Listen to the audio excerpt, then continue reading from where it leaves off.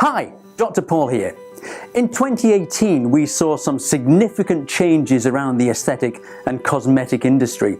Well, 2019 is showing equal signs of changes again. So we're going to go through our top treatment trends for 2019. And first up, we're going to talk about breast reduction surgery. Yes, in the past, we've talked about breast augmentation, making breasts larger. Now we're going to talk about actually making breasts smaller and the impact it has on women. Breast reduction surgery, yet another top trend for 2019. Why is it happening? Why is it going to be a top trend? Well, ladies now are appreciating fitness and wellness, and health is very important. Also, we do know that large breasts over the lifetime of a young girl going into adulthood can severely affect posture and the back and the bones, causing arthritis in the neck and back. There are two things that women comment to me about. One of them is just the sheer size and weight of the breasts. The second one is the fact that they feel very self-conscious about large breasts. And the issue there is that when you're on the treadmill in the gym and you've got the petite brunette with a ponytail jogging next to you, it makes you feel very self-conscious about how you look. So it's not just the functionality, it is the appearance as well. And we're looking at a general wellness trend for ladies, and that is why we're looking more and more in 2019 at breast reduction surgery rather than breast augmentation surgery. And continuing the theme of surgery for women only, labiaplasty. 2019 is going to see a big change and a big promotion of labiaplasty surgery. So let's talk about that. A top trend for 2019 as well is we're going to see more in the way of functional issue problem surgery, and particularly labiaplasty. Labiaplasty is trimming of the labia minora, or vaginal tightening or vaginal changing, vaginal cosmetic surgery. This is not just an aesthetic problem. These girls have issues with appearance, yes, but functionality as well.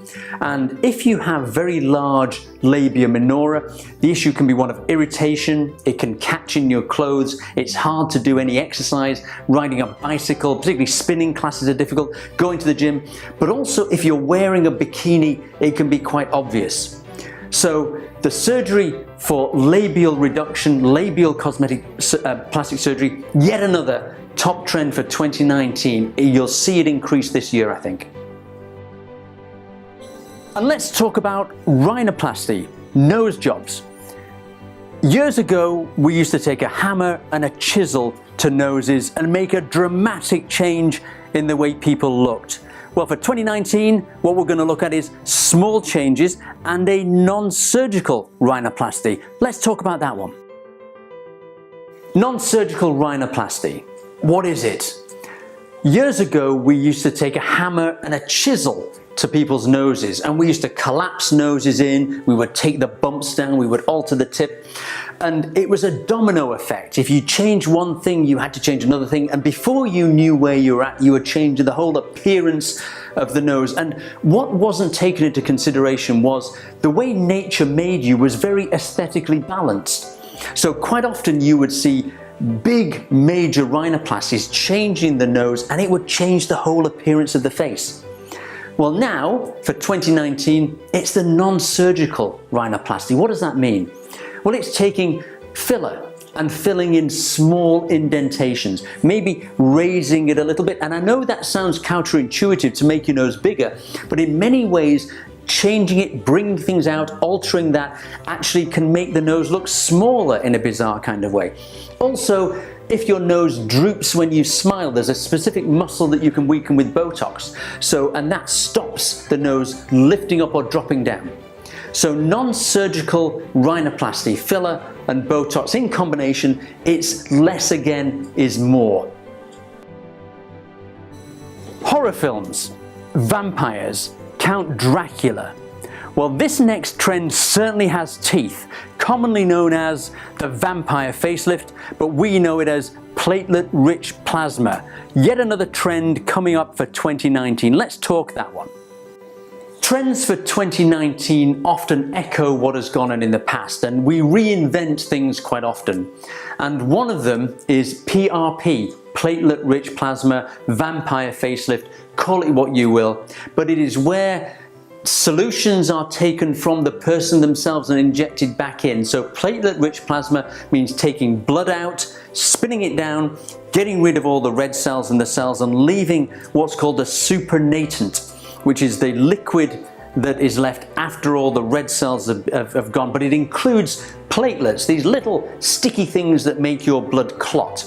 And what we believe is by re-injecting them under the skin, it stimulates all kinds of inflammatory responses, which really helps rejuvenate the skin. It pumps out the skin, it helps collagen be made again, and it just boosts the quality and texture of skin that you've got. No, it's not for everybody, but choosing the right client, it can really make a big difference. So something that has gone on in the past, reinvented for 2019, yet another top trend for 2019. Fillers. Fillers have always been there in every year in the past, but now less is more. Big lips are out. Top trends for 2019. Let's talk filler. Filler. Yes, we've been here before. Why is it a top trend for 2019 when it's been around for a long time?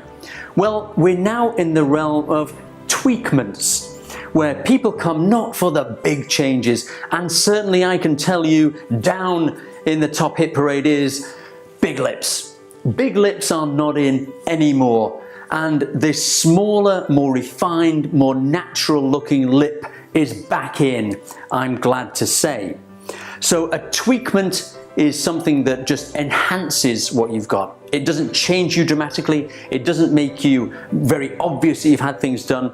It is a small change with filler. We talked about the non-surgical rhinoplasty with filler. Now we're talking about things that actually help the condition of skin and just boost a little bit. So it's not just filler, lips, nasolabial lines, marionette lines. It's not just that. But we now have some hyaluronic acid treatments which will actually help rejuvenate the texture and quality of skin, not just in the face, but décolletage areas and on the backs of hands.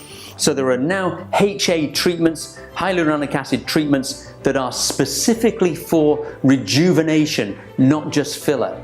So again, another top trend for 2019 is filler reinvented.